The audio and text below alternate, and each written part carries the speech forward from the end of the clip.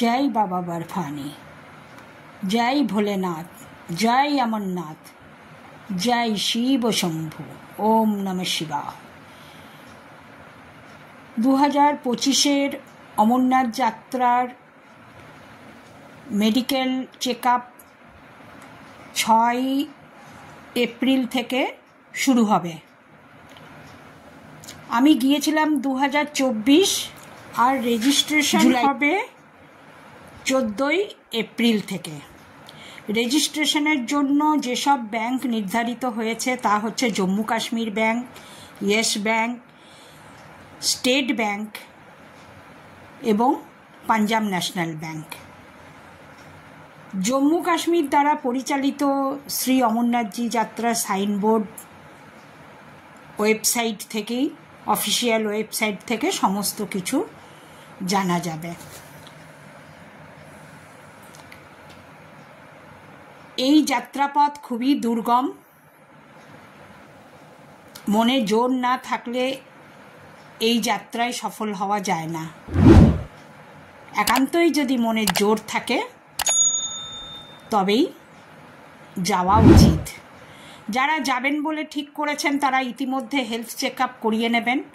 শ্রী অমরনাথজি যাত্রা সাইনবোর্ড দ্বারা পরিচালিত যে স্টেটের বা জেলার ডাক্তার নির্ধারিত করা থাকবে এবং হসপিটাল নির্ধারিত করা থাকবে সেখানেই হেলথ চেক আপ হবে। যাত্রা চলাকালীন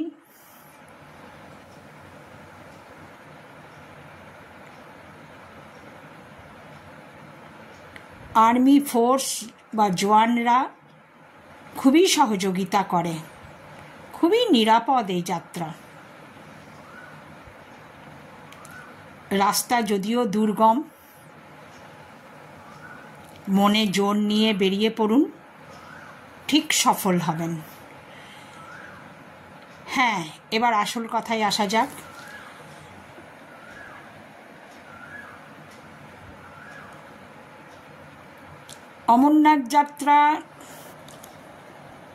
অমরনাথ যাত্রায় দুটি পথ আছে।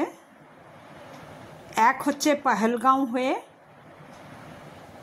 অমরনাথজি গুহা, আর একটা হচ্ছে বালটাল হয়ে শ্রী অমরনাথজি গুহা পর্যন্ত।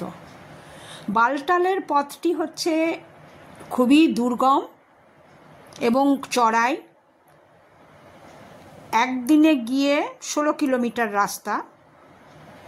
খুব সকাল সকাল বেরিয়ে একদিনে গিয়ে দর্শন করে বাবার আবার ওই দিনই ফেরা যায় বালটালে। আর পহেলগাঁও হয়ে গেলে 3 দিন সময় লাগে এবং একদিন যদি পহেলগাঁওয়ে স্টে করেন, একদিন করতে হবে পঞ্চতরণী। যদি দুটোর আগে আপনি শেষনাগ বেস ক্যাম্প অতিক্রম করেন তবেই পঞ্চতরণী যেতে পারবেন, নালে শেষনাগ বেস ক্যাম্পেই আপনাকে থাকতে হবে। এবং পঞ্চতরণী থেকে 6 ঘন্টা বাবার গুহা। এখন আর সেখানে রাত্রি যাপন করতে দেয় না, বাবাকে দর্শন করে সেই দিনই ফিরে আসতে